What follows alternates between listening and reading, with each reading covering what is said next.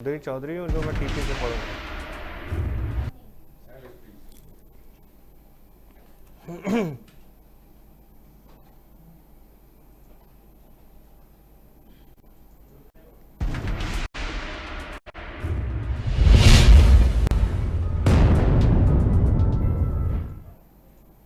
नमस्कार, आप देख रहे हैं जनसत्य न्यूज और मैं हूं विवेक पाठक।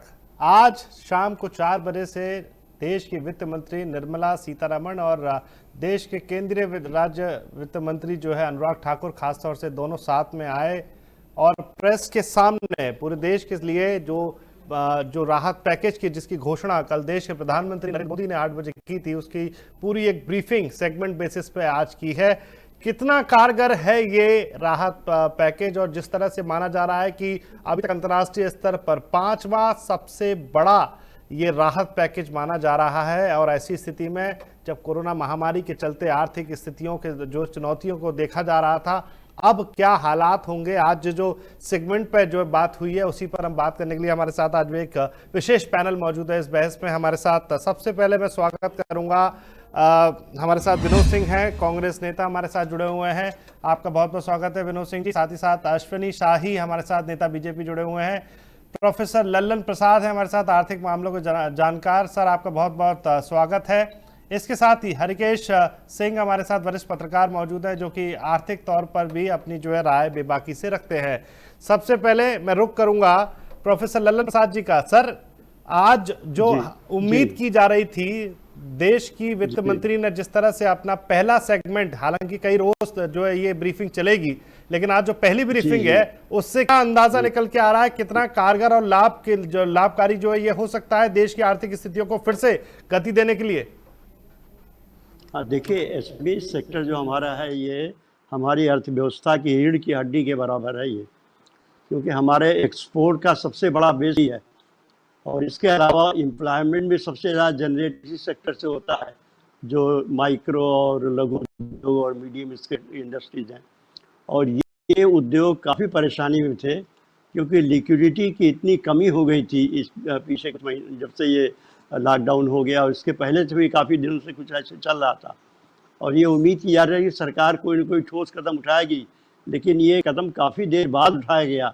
हालांकि और सेक्टर्स के लिए तो सरकार ज़्यादा मेहरबान रही, लेकिन जो छोटे छोटे व्यापारी हैं, छोटे दुकानदार हैं, छोटे उद्योग धंधों में लगे हुए और सर्विसेज के लोग हैं, इनके प्रति सरकार काफ़ी उदासीन नज़र आ रही थी। अब लग रहा है कि शायद जो सरकार ने प्रोविज़न किया है ये 3 लाख करोड़ का, इससे इनको फल होगा। लेकिन एक बात देखिए, मैं बताना चाहूँगा आपको, और जो प्रीवियस एक्सपीरियंस रहा हम लोगों का, कि सरकार इस तरह से घोषणा तो बहुत बड़े बड़े अमाउंट की कर देती है, लेकिन जब ये छोटे व्यापारी या उद्योगपति या उद्यमी बैंक में पैसे लेने जाते हैं तो इतने हर्डल्स होते हैं कि वो बहुत मुश्किल से पैसा मिल पाता है। या तो ऑफिसर से इनसे लाइसेंस बड़ा अच्छा हो तो पैसा फट से मिल जाएगा, और नहीं तो सरकार ये कहती रहती है कि कोई कोलेट्रल गारंटी नहीं है और कोई कोलेट्रल वो आपको कुछ और उसके साथ रखना नहीं पड़ेगा, फिर आपको बड़े आसानी से लोन मिल जाएगा। तो मैं ये निवेदन करूंगा कि जो हमारे अथॉरिटीज़ हैं ये इस बात को इंश्योर करें कि जो ये 3 लाख करोड़ रुपए सरकार ने दिया है ये वाकई एसएमईज़ के खाते में जाएगा।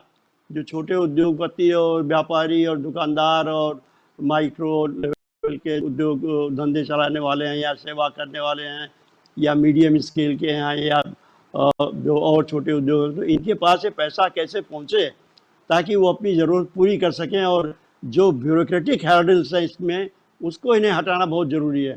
सिर्फ पैसे के अनाउंसमेंट से नहीं होगा, क्योंकि देखिए ये ऐसा तो है नहीं डायरेक्ट बेनिफिट ट्रांसफ़र है कि सीधे उनके अकाउंट में जा रहा है।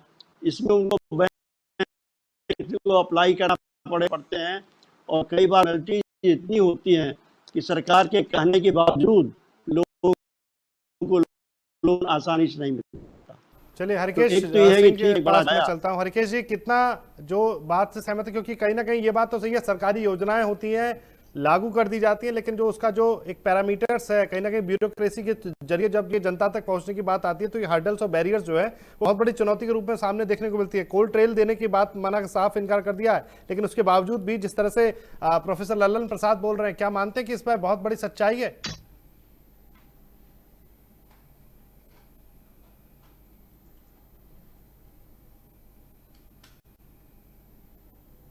हरिकेश सिंह जी, आवाज सुन पा रहे हैं?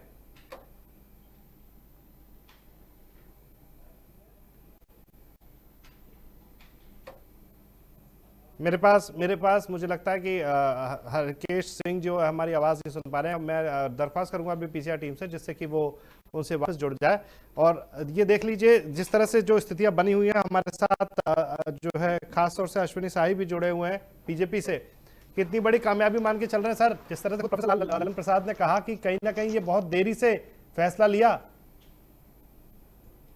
देखिए, मैं ललन जी की बातों से काफी हद तक मुतमईन हूं दोनों बातों से। पहली बात, इन्होंने कहा कि एमएसएमई इस हिंदुस्तान के लोगों की रीढ़ की हड्डी है, व्यापारियों की रीढ़ की हड्डी है। ये उन्होंने पहली बात मानी, जो कि एकदम अक्षरशः सत्य है। दूसरी बात, उन्होंने कहा कि ब्यूरोक्रेट्स के वजह से कुछ गड़बड़ियां होती हैं।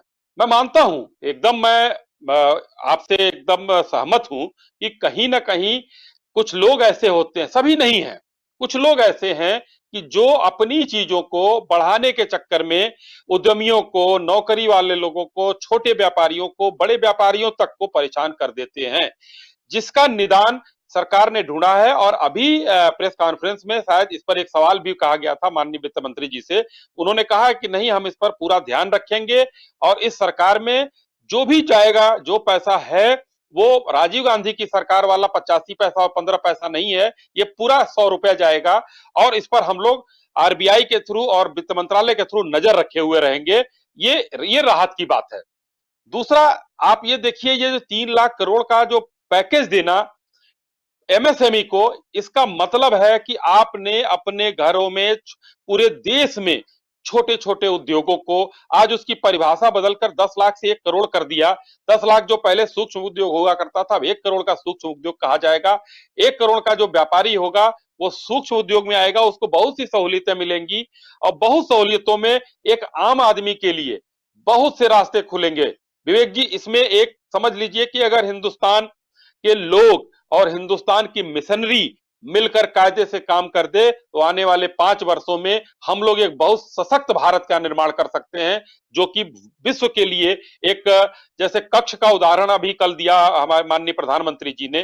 कच्छ भूकंप के बाद किस तरीके से खड़ा हो गया था, आज उसी तरीके से देश खड़े होने के कगार पर है। क्या कहना चाहेंगे इसके जवाब में? आपको लगता है कि बहुत बड़ी जो है कामयाबी के तौर पर जो है कहीं ना कहीं इस पूरे बजट को, ये एक तरह से आर्थिक पैकेज को देखा जा रहा है, और ये मान लिया जाए कि जो सेगमेंट, जिस तरह से कल खुद कहा प्रधानमंत्री ने, लोकल को वोकल देना पड़ेगा, तो इसमें लोकल की जो एस्टेब्लिशमेंट की जो शुरुआत है, जो आर्थिक स्थितियों का एमएसएमई की जो सेगमेंट पर हम देख रहे थे, उसको कहीं ना कहीं मजबूती जो है मिलती हुई दिखाई दे सकती है। सरकार का कदम सही है? नहीं, प्रोफेसर साहब ने बहुत अच्छे तरीके से इसको डिटेल में बताया। ये सही है कि देश की ये मांग लंबे समय तक थी। कांग्रेस पार्टी और श्री राहुल गांधी जी ने बार बार रिक्वेस्ट की, मांग की और दबाव बनाने का काम किया। उनके इतने अथक प्रयास के बाद कल प्रधानमंत्री जी को मजबूर होकर इसकी घोषणा करनी पड़ी। एक पहलू। दूसरा पहलू हम स्वागत करते हैं, लेकिन उन्होंने बहुत राइटली कहा है कि कहा कि बैंक, इनकी इच्छा है कि बैंकें एनबीएफसी को पैसा देंगी, एनबीएफसी के माध्यम से लघु उद्योगों में पैसा जाएगा। लेकिन आपको पिछले हफ्ते 1,70,000 करोड़ अनाउंसमेंट के आरबीआई के बाद बैंकों ने क्या कहा? एसबीआई का ऑफिशियल वक्तव्य आया कि देखिए, हम केस टू केस बेस पे देखेंगे, हम सारे एनबीएफसी को पैसा नहीं दे सकते, और हमें मालूम है बैंकिंग व्यवस्था किस तरीके से काम करती है। सरकार कई बार कह देती है, लेकिन उनकी अपनी स्वतंत्र कार्यप्रणाली है, उस तरीके से काम करते हैं। कई बार उन पे मत भिन्नता भी हो चुकी है। तो क्या वो बाध्य हैं? कितने बाध्य हैं? और हमें, आपको मालूम है, जब एक लोन लेने जाते हैं छोटे भी अमाउंट का, तो कहा तो जाता है कोलैटरल जरूरत नहीं है, ज्यादा नियम शर्तों की तो जरूरत नहीं है, बैंकें पैसा मुहैया नहीं कर, बैंकें अपनी स्ट्रिक्ट करती हैं, तो सरकार कहीं दूसरी बात जो लेट इन्होंने किया, हमारा मजदूर वर्ग, उसको साइकोलॉजी कल तौर पे बहुत खड़ा कर रहा है। आज मजदूर क्या कह रहा है जो पलायन कर रहा है, वो कह रहा है कि अब सरकार ये ला रही है लेकिन इससे हम तो हतोत्साहित है, मेरा मनोभाव टूटा हुआ है, हमारी भाव दशा एकदम खराब है। तो उसको सकारात्मक तरीके से लाना, वो सकारात्मक तरीके से जब आएगा जब सरकार जितना कह रही है उसके अनुपालन में उतनी गंभीरता प्रतिबद्धता जाहिर करे और देश के लोगों के सामने वो तस्वीर सामने आए और सरकार इस एजेंडे पे काम करे। इस बजट का भी आर्थिक राहत का उसका सर्वाधिक और पहला हक मजदूरों पर, श्रमिकों पर होगा, कमजोर और वंचितों पर होगा, शोषितों पर होगा। सरकार सिर्फ जुमले की तरह, मैं जिम्मेदारी से कहना नहीं चाहता लेकिन कहीं उसी तरीके से अदायगी तो नहीं करेगी। 100 स्मार्ट सिटी, आज तक स्मार्ट सिटी का पता नहीं, बुलेट ट्रेन, आज तक बुलेट ट्रेन का पता नहीं। तो एक कहावत है, well begun is half done. तो सरकार, ये देश की जनता पूछना चाहती है, हम विश्वास करते हैं ऑल्स वेल दैट एंड्स वेल। सरकार ने अभी तक कोई भी अपनी मुख्य नीतियों में ऐसी दिशा, ऐसा भाव, ऐसा काम नहीं करके दिखाया है कि हम इस कहावत को चरित्रार्थ कर सके कि all's well that ends well. They believe in just saying and saying and saying. Ashwini Shahi, आप जवाब दीजिए, इसका सरकार की नीयत पर सवाल उठ रहा है क्योंकि जितने भी वादे किए गए विनोद सिंह ने उन पर सवाल उठाए हैं और जिस तरह की बातें की जा रही है वो स्थितियों को सिर्फ टालने के लिए है या फिर वाकई में गंभीरता के साथ जो कहा जा रहा है वो वाकई में जनता के बीच पहुंचेगा? देखिए, अभी कई चीजें विनोद जी ने कहा। विनोद जी जो है, एक तरफ तो ये कह रहे हैं कि कहा गया बुलेट ट्रेन, दूसरे तरफ अभी कल तक ये लोग चिल्ला रहे थे, इनके राष्ट्रीय नेता चिल्ला रहे थे कि बुलेट ट्रेन को रोक दिया जाए और पैसा राज्यों को दिया जाए। ये कैसा इन लोगों का ये डिलेमा में जी रहे हैं लोग। और एक विनोद जी पढ़े लिखे व्यक्ति हैं, मैं इनको बताना चाहूंगा कि ये 3 लाख करोड़ जब एमएसएमई को दिया जाएगा तो उसमें काम हम और आप नहीं करेंगे, वो हमारा आपका एमएसएमई होगा जिसमें श्रमिक ही काम करेगा और उस श्रमिक के लिए ही वो उतना काम किया गया है। एक नहीं कि एमएसएमई को दे दिया गया उससे एक आदमी को लाभ हो जाएगा। दूसरी रही बैंकों की बात, मैंने स्पष्ट रूप से कहा है कि 100% चीजें नहीं है, उनकी स्वायत्त व्यवस्थाएं होती हैं, सरकार कहती है। उसमें कुछ बैंक ऐसे होते हैं कि जो कुछ पेपर कम होने के वजह से या किसी का पिछला रिकॉर्ड खराब होने के वजह से वो लोन नहीं देते हैं। लेकिन आज भारत की सरकार ये कह रही है कि कोलेटरल नहीं लेकर हमको देना है, तो इस समय एमएसएमई को बढ़ावा देने के लिए वाली बात नहीं है, यहाँ पर बात जनता खास की है। जिस तरह से विपक्ष के तौर पर विनोद सिंह ने सरकार के मंशा पर सवाल उठाया, अब मैं एक बहुत जो स्थितियों को जो लेकर एक बात करता हूं। 25 लाख से लेकर 1 करोड़ रुपए की इन्वेस्टमेंट का जो 5 करोड़ तक का जो व्यापार होगा, माइक्रो यूनिट होंगी, वो कहलाएगा। और स्मॉल लेवल के लिए 10 करोड़ तक का निवेश, 50 करोड़ तक का कारोबार और मीडियम में 20 करोड़ तक का निवेश और 100 करोड़ तक के टर्नओवर का प्रावधान क्या है, ऐसा निर्मला सीतारमण की तरफ से बात निकल के आई है। वित्त राज्य मंत्री अनुराग ठाकुर ने भी ये बात कही है। तो क्या मान लिया जाए जो माइक्रो यूनिट्स हैं, हरिकेश जी, माइक्रो यूनिट्स जो हैं उसका नया पैरामीटर्स तैयार होगा और उसके बाद जो फ्लो है जो पॉलिसीज का, उसका कहीं ना कहीं अंतर जो है निचले स्तर से ऊपर जाता हुआ नजर आएगा? देखिए रोहित, कहूंगा जैसे जी ने जो कल भाषण दिया था वो पूरे देश को जोश से भरने के लिए दिया भाषण था और ठीक वैसा ही आज जो उसको ब्रीफ किया गया वो भी वही था कि लोगों में जोश आए, क्योंकि हम सब जान रहे हैं कि कोरोना काल में जो स्थितियां हैं वो काफी विकट हैं और उससे निकलने में हमें बड़ी परेशानियां आएंगी और बहुत परेशानियों की हमें समस्या, तमाम तरह की समस्याओं को हमें झेलना पड़ेगा, जूझना पड़ेगा। अभी जो पहली समस्या है वो मजदूरों के पलायन की, जब वो घर पहुंच जाएंगे फिर उनको वापस लाने की बड़ी समस्या है। स्पष्ट कर दूं बहुत साफ तौर पे, मजदूर वर्ग डेली कमाने और खाने वाला वर्ग होता है। जब ये रोजगार मिल जाएगा है शाम को। हरिकेश जी, अब तो सरकार को प्रवासी मजदूरों के लिए, यहाँ श्रमिकों के लिए तो बात की जा रही है, अब तो उनको वहीं जहां पे वो होंगे वहीं पर उनको काम मिल जाएगा। बिल्कुल उसी की बात मैं करना चाह रहा हूं, मैं कहना चाह रहा हूं। क्या है कि ये सब जोश से भरने वाली बातें हुई हैं सारी की सारी, क्योंकि जब ये व्यवस्थित आप करने जाएंगे और व्यवस्था करने पर आएंगे तो आप सबसे पहले इस बात पर जाइएगा कि योगी आदित्यनाथ जी का उत्तर प्रदेश में जो एक प्रोग्राम है, 1 डिस्ट्रिक्ट 1 प्रोडक्ट, वो भी अभी तक सफलता प्राप्त नहीं कर पाया था। पिछले दिनों में उसमें प्रॉब्लम क्या हुई थी कि बहुत सारी ऐसी जगहें थी जहां पे जो चीज चिन्हित की गई थी उस चीज का वहां उत्पादन ही नहीं हो रहा था। अभी उस पर क्रियान्वयन होना था, अभी वो परिस्थितियां जन्मानी थी, लेकिन कोरोना के चक्कर में फंस गए। तो ऐसी स्थितियों में हमारे सबसे बड़ी चुनौती ये होगी कि उन चीजों को हम कैसे वहां से उठाएं और कैसे लेकर के वहां पर उन चीजों को दें।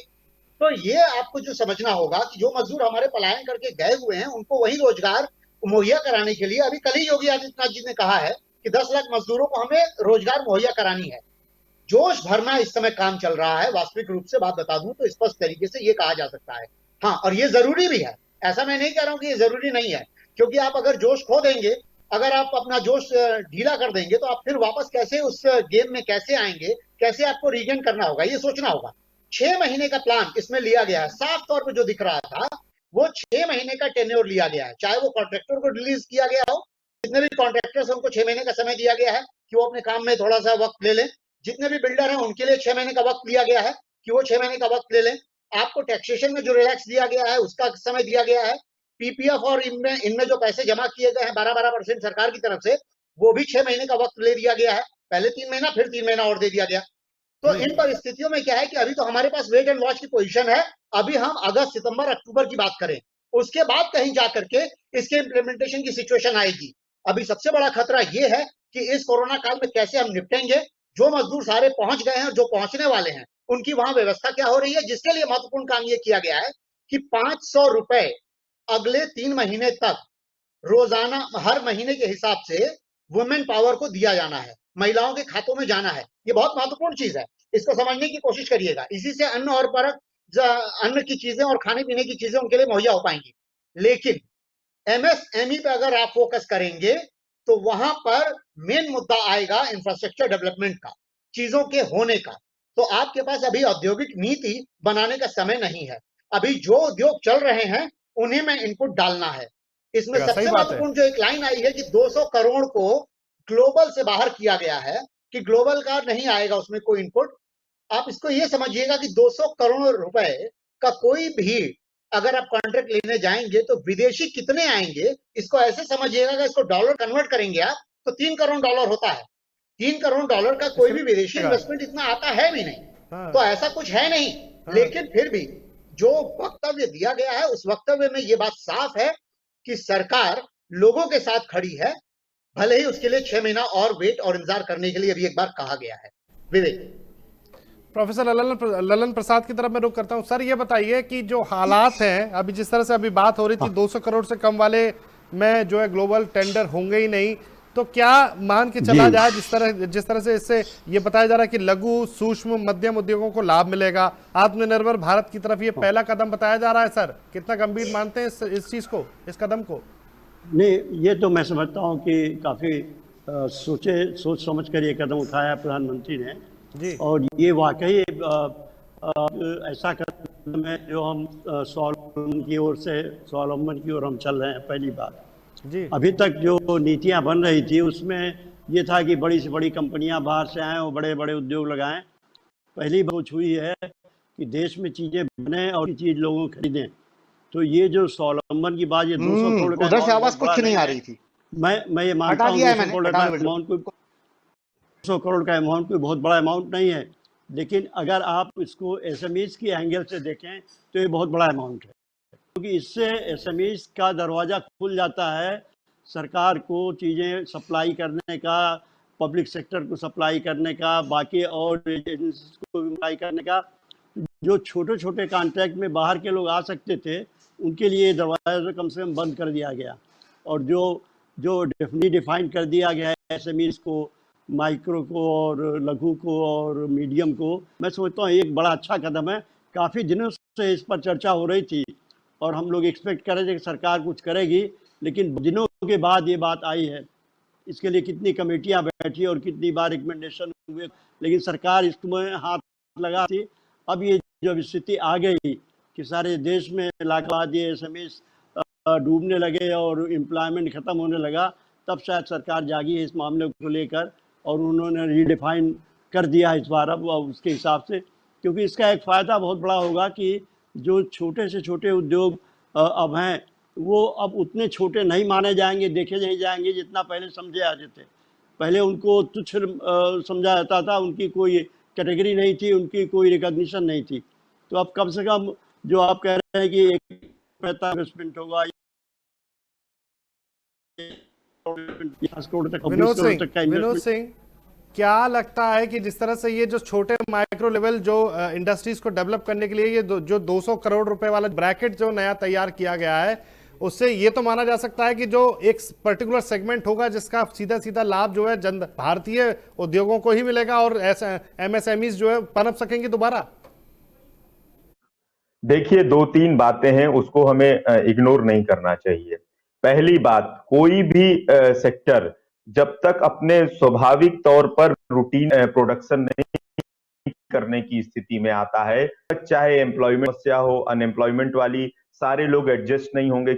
महज किसी फैक्ट्री में अगर 5,000 लोग काम करते हैं, अगर 33% जो गवर्नमेंट की गाइडलाइन है कि कोरोना के उसमें सोशल डिस्टेंस मेंटेन करते हुए उसमें अगर लोग काम करेंगे तो कंपनी की एफिशिएंसी कैसे बढ़ेगी, तो कैसे सामान्य ट्रैक पे आएगा। बड़ा व्यवहारिक सा लॉजिक है। दूसरी बात, आरबीआई, इसके तीन पहलू हैं, आरबीआई, बैंक और एनबीएफसीज के थ्रू, एनबीएफसी लास्ट की कड़ी है, वो लोगों को, अनऑर्गेनाइज सेक्टर को, छोटे सेक्टर्स को, एसएमईज को पैसा फंड मुहैया कराती है। मैं कह रहा हूं, 1,70,000 करोड़ की घोषणा के बाद भी क्या बैंकों ने पैसा रिलीज किया?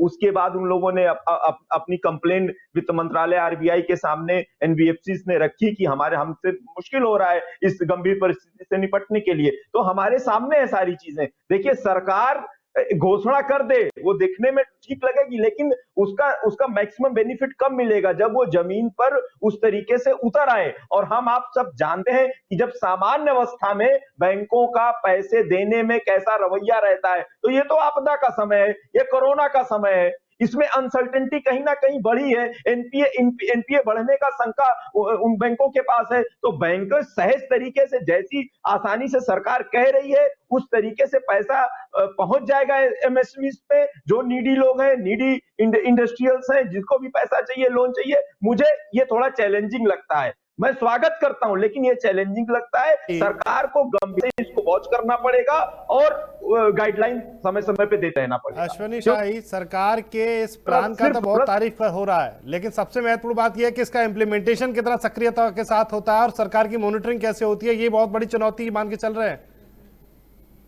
विवेक जी, देखिए, जब कोई चीज, अभी सरकार का क्या है, सरकार को कोरोना से लड़ना है, सारी चीजें रुकी पड़ी हैं, सारी चीजों को फिर से पंप से हवा भर के खड़ा करना है, जिसका प्रयास सरकार कर रही है और जिसकी तारीफ कमोबेश हर व्यक्ति ना चाहते हुए भी कर ही रहा है। जो नहीं चाहता वो भी कर रहा है, क्योंकि चीजें अच्छी हैं। तो पहले एक आशा और विश्वास के साथ ऊर्जा भरा जाए। ऊर्जा जब आ जाएगी, क्योंकि इतना पैसा अगर एमएसएमई को दिया जा रहा है, एनबीएफसी को जो पैसा विनोद जी कह रहे हैं, उसमें बहुत ज्यादा पार्ट नहीं दिया गया, 30,000 करोड़ दिया गया है उन लोगों को, लेकिन उस पर मॉनिटरिंग इस बार ज्यादा सख्त होगी पीछे के उसमें देखने में। तो अभी फिलहाल क्या है, कोरोना से लड़के 6 महीने का जो टेन्योर है, केश जी कह रहे थे, उसको हमको सरकार के साथ उठ के खड़ा होना है। जनता को, हमारे उद्यमियों को, हमारे श्रमिकों को, हमारे यहाँ के कल कारखानों को उठा के खड़ा करना है। जब खड़े हो जाएंगे तो देश अपने आप चलना शुरू हो जाएगा। अभी विवेक जी, इसमें बहुत कुछ अभी कहना बेमानी होगा, क्योंकि अभी हमारे सामने एक पार्ट आया है इसका, अभी इसके दो तीन पार्ट और आने बाकी हैं। उसमें जो वर्ग जहां से वंचित रह गया होगा, उनको भी खड़ा करने का काम करेगी सरकार, कि उनके साथ अभी देखा जा रहा है, प्लानिंग की जा रही है कि किसको कहां से कैसे किया जाए। तो सरकार का ध्यान चारों तरफ है। अभी उत्तर प्रदेश की भी चर्चा चली, योगी जी जो भी लेबर आए थे उनका डेटा कलेक्ट करने के बाद जितने लोग हैं नॉन स्किल्ड हैं उनको मनरेगा में लगाने की कोशिश कर रहे हैं, फिर बाकी और जगहों पर उनको उद्योग में लगाने की, देने की, क्योंकि सबसे भारी समस्या श्रमिकों की है। श्रमिक 2 जून की रोटी के लिए अपने घरों से हजारों किलोमीटर, हजारों मील दूर जाकर रहते थे।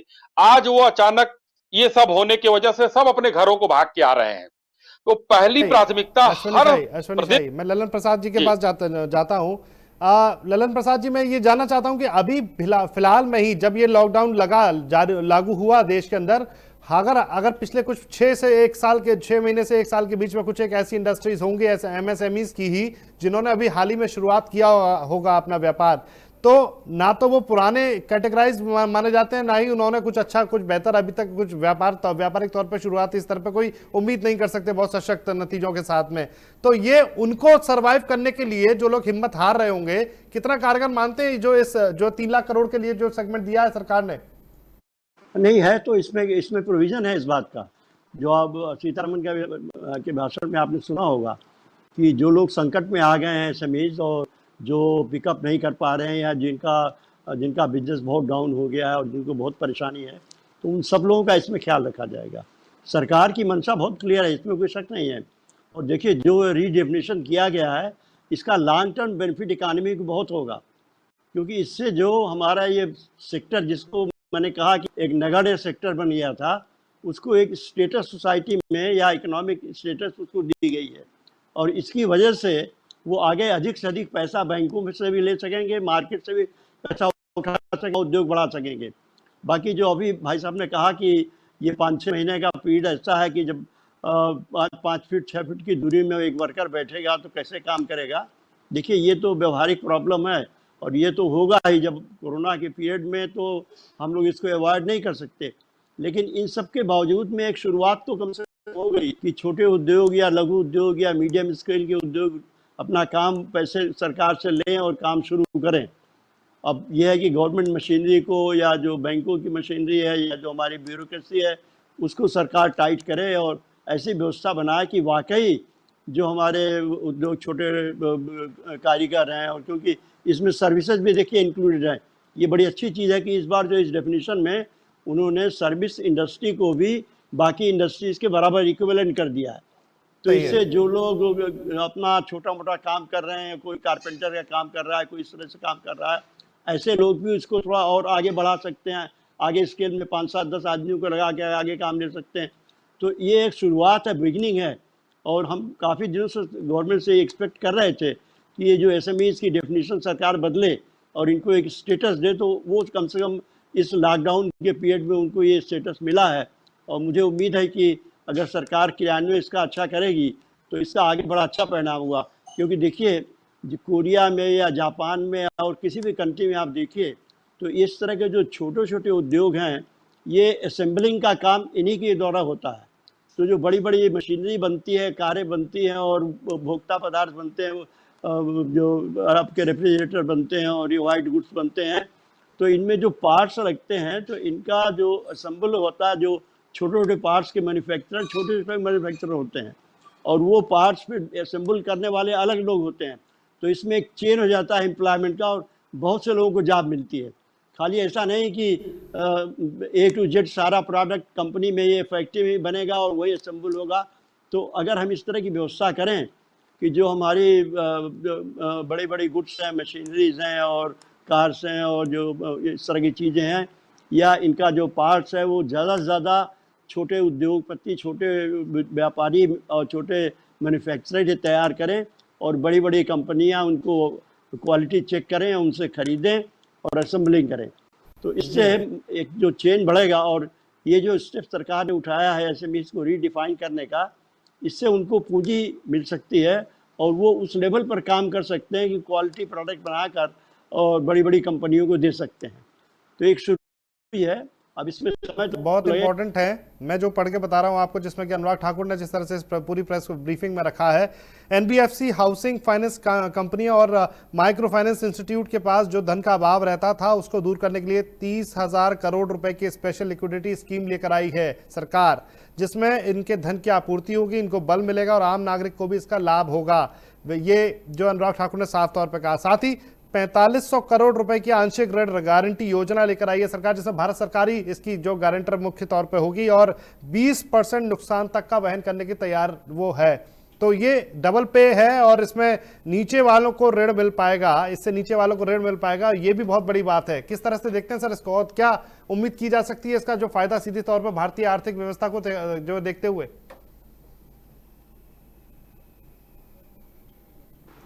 लल्लन सर। हाँ देखिए, तो बताया ना कि ये जो इनको जो एनबीएफसी को दिया है इन्होंने या हाउसिंग कॉरपोरेशन को दिया है या जो कॉरपोरेशन से जो लोन डिस्ट्रीब्यूट करती हैं, तो ये छोटे छोटे उद्योगों को भी कैटर करें, छोटे छोटे सर्विस करने वालों को भी कैटर करें। ये विशेष रूप से गवर्नमेंट का इसमें स्ट्रेस है और अगर इसको इम्प्लीमेंट करें तो मुझे लगता है कि ये कदम बहुत ही कारगर साबित हो सकता है लॉन्ग रन में। ख़ास तौर से गवर्नमेंट को ये कोशिश करनी चाहिए कि सिर्फ बड़े बड़े शहरों तक ये सब चीज़ें सीमित ना हो, छोटे छोटे जितने शहर हैं, टाउन्स उनमें भी हैं जाना चाहिए। और रूरल एरियाज हैं, वहाँ तक ये बेनिफिट पहुँचे। और वो बैंकिंग व्यवस्था हमें इस तरह से करनी पड़ेगी कि लोग ज़्यादा से ज़्यादा लोग छोटे शहरों के और गाँव के लोग इसमें शामिल हो सकें। क्योंकि देखिए, जो बड़े बड़े शहर में उद्योग हैं वो तो किसी तरह सर्वाइव कर ही जाते हैं, अपना वो कोई ना कोई जुगाड़ बना लेते हैं बैंकिंग इंस्टीट्यूशन से भी सबसे। लेकिन छोटे शहरों में और गाँवों में ये समस्या बहुत बड़ी होती है। और अब जब बात हम कर रहे हैं लघु उद्योग की या माइक्रो लेवल उद्योग की, तो विशेष रूप से हमें जो कैटर करना है वो छोटे शहरों को और गाँव को करना है। जी, तो ये बहुत बड़ी बात है। विनोद सिंह जी, अब जिस तरह की स्थितियां खुद जो है प्रोफेसर ललन प्रसाद मान के चल रहे हैं, ये तो माना जा सकता है कि जो सरकार के जो कदम है, खासतौर से ऐसी स्थिति में जब भारत में वाकई में आर्थिक स्थितियों को ऑक्सीजन की जरूरत थी, यहाँ तो पूरा अमृत नजर आ रहा है। ऐसी स्थिति में विपक्ष के तौर पर शंका क्यों है, कहाँ कुछ? देखिए बिल्कुल स्वागत योग्य है। मैंने कहा आज सरकार देना चाहती है, देश के हालात को देखते हुए दे, लेकिन आप सभी लोगों को, हमको मालूम है कि हमारे देश में क्रियान्वयन की क्या समस्या है। नीतियां बहुत हैं, लेकिन उसके अनुपालन का रेशियो आप देखिए तो एक भयंकर अंतर है। ये ओवरनाइट चेंज होने वाला नहीं है।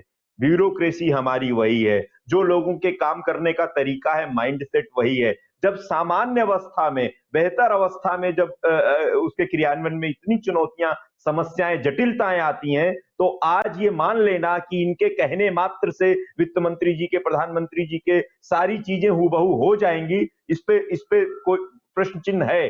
जितनी जिम्मेदारी, मेरा अनुरोध है, ये जितनी जिम्मेदारी, जितनी गंभीरता से इसके अनुपालन की जिम्मेदारी लेंगे, तभी लोगों तक सीधा उसका फायदा मिलेगा।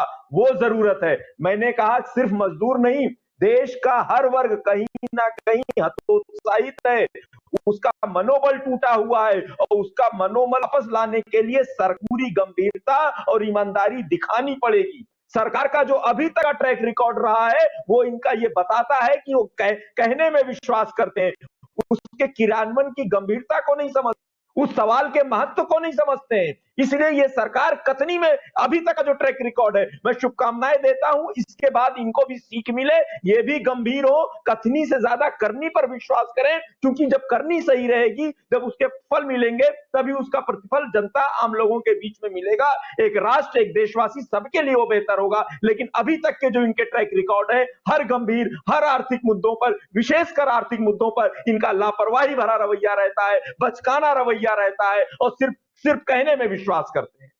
चलिए, अब करने में बात कैसी होगी, ये नहीं होगा, मेरी बस यही मांग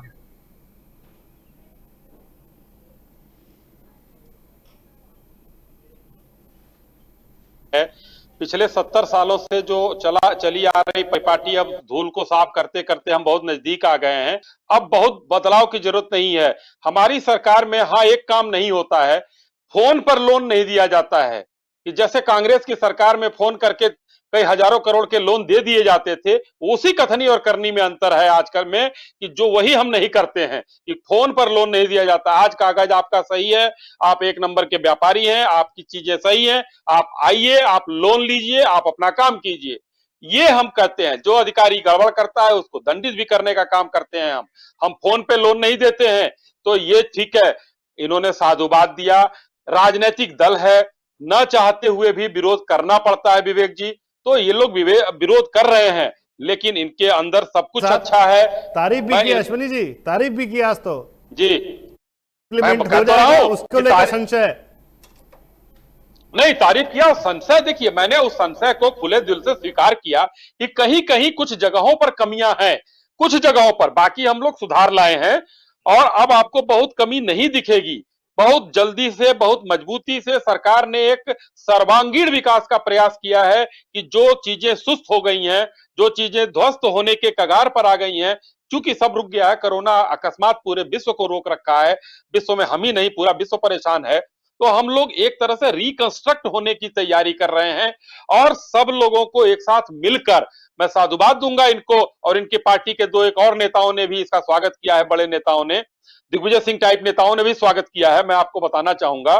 तो ऐसे मैं इन लोगों का एक साथ अगर है, विपक्ष का साथ है, इस समय एक संबल मिलेगा देश को उठाकर खड़ा करने में। राजनीति तो हम लोग जीवन भर करेंगे, जब तक राजनीतिक दल रहेंगे राजनीति होती रहेगी।